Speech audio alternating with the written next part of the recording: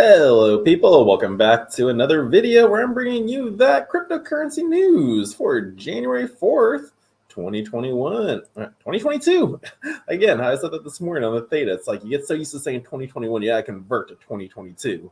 But okay, yeah, lots of news articles today about Bitcoin. Someone buys 456 on their birthday. Will doggy meme coins be gone? Revuto, and more. So yeah, let's dive right in. So first up, yeah, third largest whale celebrates Bitcoin's birthday with a 456 BTC buy.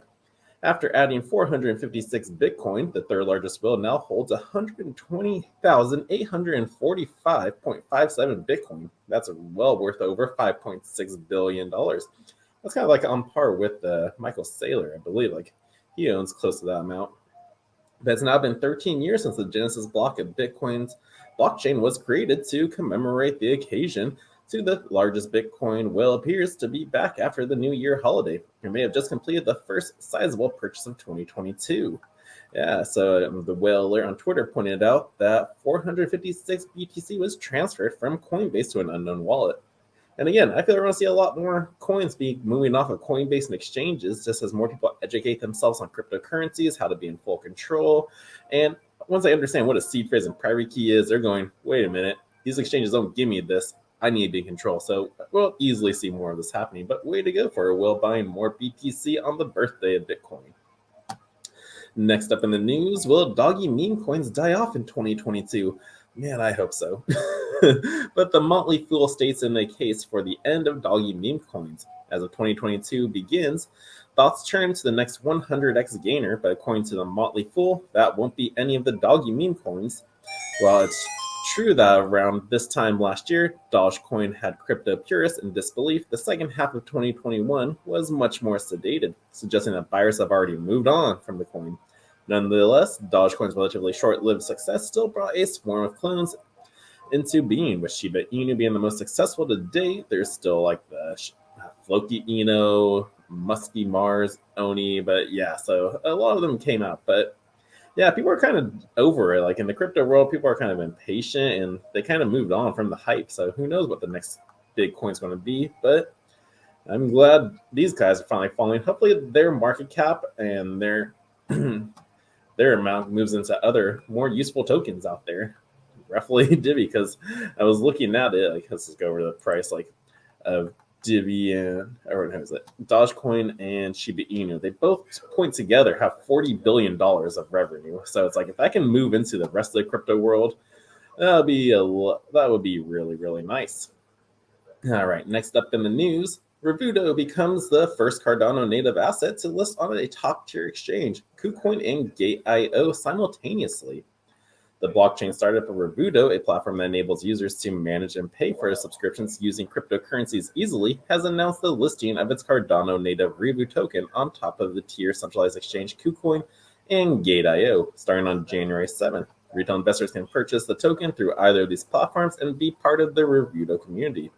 So yeah, Revuto is the first DApp on Cardano, and it's designed to leverage Cardano's native tokens and DeFi solutions to help users pay for their subscriptions and save money, irrespective of the crypto market's volatility. So yeah, you can use Revuto app and use some Revuto to get some discounts on your subscriptions like Netflix, Spotify, Hulu, what it is, and you can manage it from your mobile device. So that's pretty cool. Way to go, Revuto.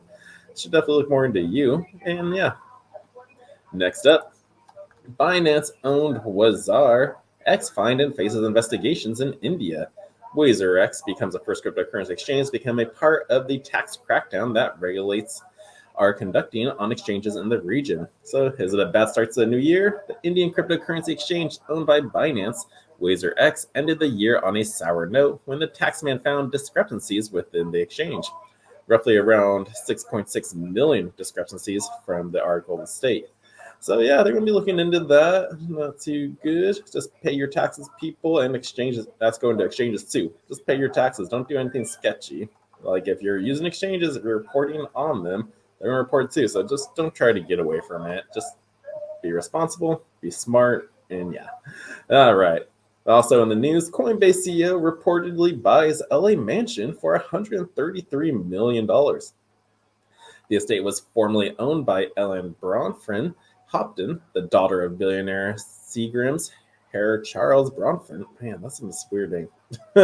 Brian Armstrong, CEO of Coinbase, the largest cryptocurrency exchange in the United States, reportedly made a multi-million-dollar real estate purchase at the end of 2021. Armstrong bought a $133 million Los Angeles property from Japanese entrepreneur Hideki Tomita in December. The Wall Street Journal reported on Monday, citing anonymous people familiar with the matter. Now, what comes with this property includes a 19,000 square foot mansion featuring a theater, a gym, a double-heighted dining room. The property also reportedly had a 6,600 square foot guest house designed by Paul Williams. So he got a lot for his money. But that's what we're seeing. A lot of rich people are just buying up all the real estate out there. Like Bill Gates is definitely one of them. Elon Musk around Bitcoin cities and whatnot.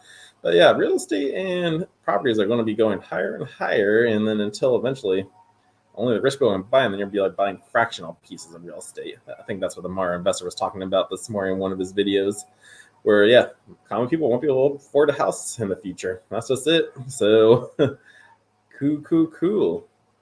Let's move on. Also in the news, what was this from? Modern Consensus Weekly. This was a weekly Bitcoin update for the year. What happened?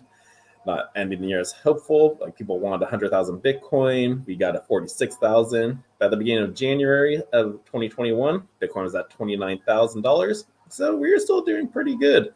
It's easily a 2x over the year. So this is good for long-term investors. Also, El Salvador brings praise to it, adding tons of Bitcoin to their funds, making it legal tender. And this is the Bitcoin market dominance outperforming the S&P 500 and the NASDAQ over the year. So it's just, yeah, Bitcoin has had a good year. And yeah, so that's that news.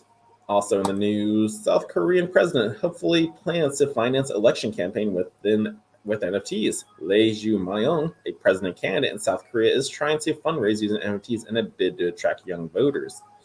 Yes, so in this article, Lee Ju-myung just says that he's planning to use NFTs, usually pictures of his face, just representing like his campaign. And yeah, he was trying to pull in a younger generation because the younger generation definitely loves NFTs right now. And I thought it would have been a lot better if this article was saying he's going to be using NFTs as the voting system for the election, because that'd be a cooler thing to do, right? Rather than just raising funds and actually use blockchain technology to make it a fair and legal election.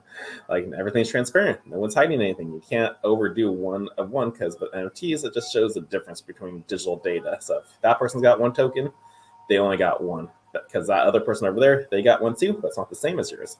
So that's just NFTs. And lastly in the news, China launches its digital yuan pilot for Android and iOS. China has launched the digital wallet pilot for its digital yuan, ECNY, on Android and iOS platforms. The latest development comes as the world awaits an official public launch for the country's native CBDC.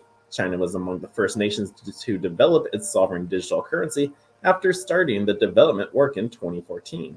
So yeah, China's been working on this for some time now. It's like the rest of the world is getting in on it. Yesterday, I was talking about Jamaica's CBDC, how that got launched for Q1, or it's getting ready to. And yeah, everyone's in on it. Like I keep saying that, just America's lagging behind. Like what are they going to use? XRP and then eventually create their own and kick XRP to the curb? I don't know. Like it's all speculative right now, but America's got to get up on board with the CBDCs just to stand a chance in the blockchain world, because you're either going to be using CBDCs or you're going to be using a decentralized cryptocurrency token out there. But those are your options. So that's about it for the cryptocurrency news today. Bitcoin's price is at $46,800. Ethereum's at $3,800. Binance is at $515. Market is just going sideways right now. No ups, no downs. Who was the biggest gainers right now? Let's see, biggest gainers, some random token, Schwana, Universe, Grain Chart, Shiba Dollar. Yeah, so there's a bunch of like no name or no network coiners out there that have this top charts. But that is it today, people. If you like this video, if you like this content, thumbs up it, share it with your friends, like and subscribe. I appreciate that. And as always, stay safe, stay classy, and the Crypto Sherpa will see you in the next video.